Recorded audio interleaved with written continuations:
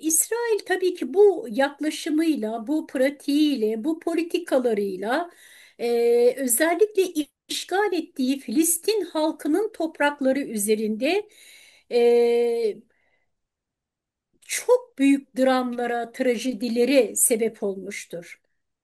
İnsanlar tabii ki biz bu politikalara yabancı değiliz aynı zamanda. Yani bunu ifade ederken hani sanki sadece İsrail'de oluyormuş da biz hiç bunlara şahit olmadık, görmedik, bilmiyoruz, tanımıyoruz manasında elbette değil.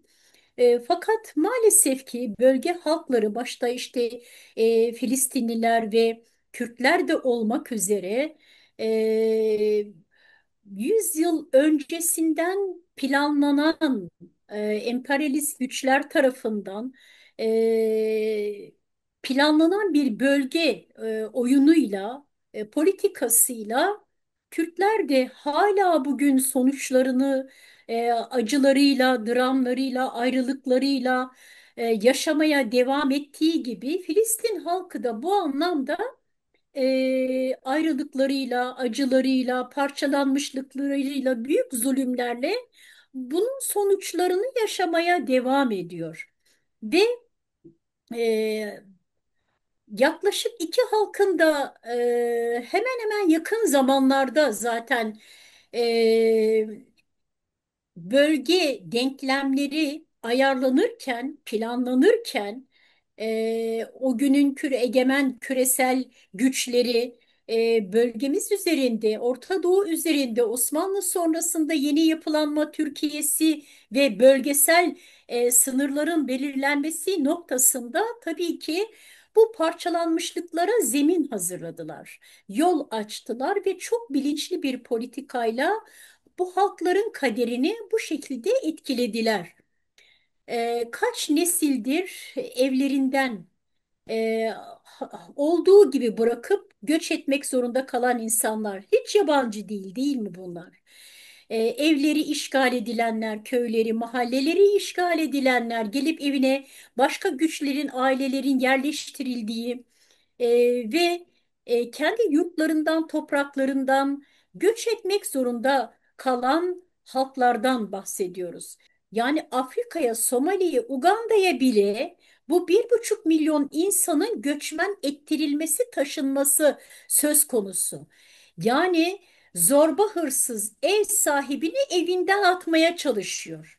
Yani siz geleceksiniz oranın halkını ülkelerin de diğer ülkelerin de bölge halklarının ülkelerinin devletlerinin de desteğiyle, sessizliğiyle, suskunluğuyla siz onları başka coğrafyalara, başka kıtalara hiç bir kültürel belki ortaklaşma noktasında olmadıkları toplumların içerisinde yaşamaya mahkum edeceksiniz. Yani bu zorbalıktır, bu hırsızlıktır, bu zulümdür, işgaldir bu. Maalesef bu büyük, devasa zulümler karşısında ne İnsan Hakları Evrensel Beyannamesi, ne Birleşmiş Milletler, ne uluslararası insan hakları teamülleri hiçbiri ortada yok ve geldiğimiz sonuçta elbette artıları eksileri tartışılır, varlıkları, gereklilikleri her şey tartışılır. Ama e, sadece direniş hareketine mensup olan yüzlerce ya da binlerce insan için mücadele verilmiyor ki. Milyonlarca insan adına bu mücadele veriliyor. Bu insanların gelecekleri huzurlu, özgür, eşit, barış içinde bir güvenceli yaşama kavuşması için şiddet ya da silah olmazsa olmaz mıdır? Ve illaki ulusal bir kimlik ile mi kendilerini ifade etmelidirler?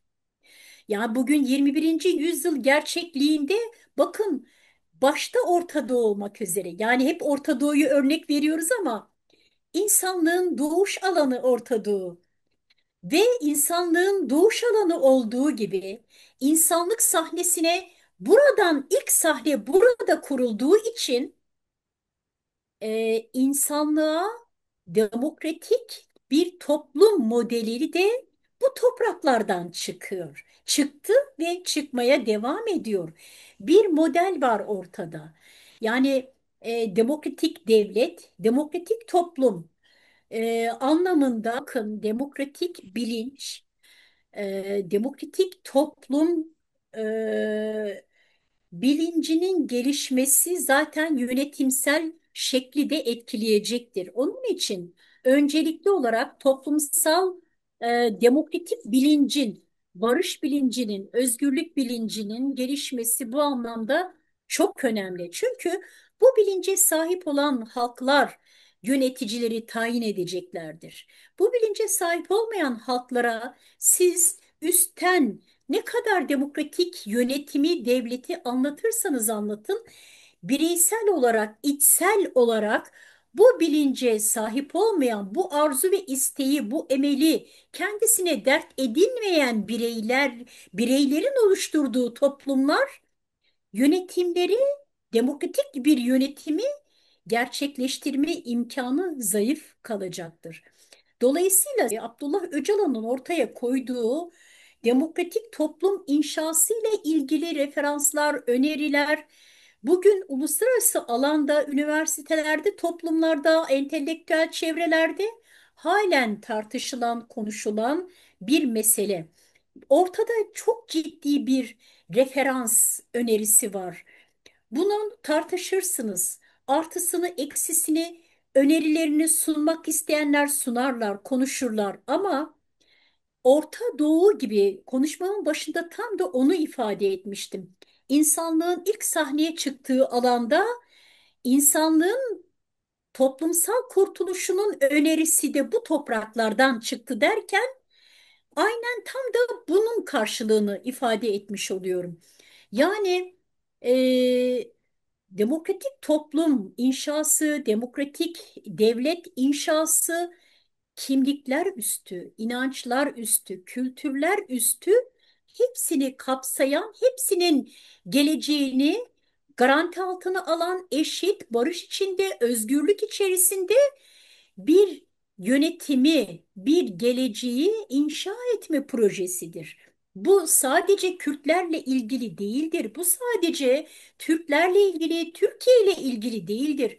Bu sadece Suriye ile Rojava ile de ilgili değildir. Kaldı ki bu yaşanılanlar bir laboratuvar gibi, bir okul gibi, bir deneyim alanıdır aynı zamanda. Bu deneyim alanlarından dersler çıkarılmalıdır. Bu laboratuvar sonuçlarından dersler çıkarılmalıdır. Tüm halklar yüzyıllardır devam eden bu ulus devlet yapılanmalarıyla toplumlarına ne kadar huzur getirdiler? Halklar huzurlu mu? Halklar neden bu ülkeleri terk edip başka ülkelere göç etme ihtiyacı hissediyor? Neden hep sınırları zorluyor? Neden daha farklı demokratik yasalarla yönetilen ülkelere insanlar gitme ihtiyacı hissediyor? Filistin halkının da bu anlamda şu anda tıkandığı noktada kaldı ki Filistin direniş hareketlerinin tükenme, bitme noktasına geldiği bu şu noktada şiddetle ve acilen bunu gündemlerine almak zorundadırlar.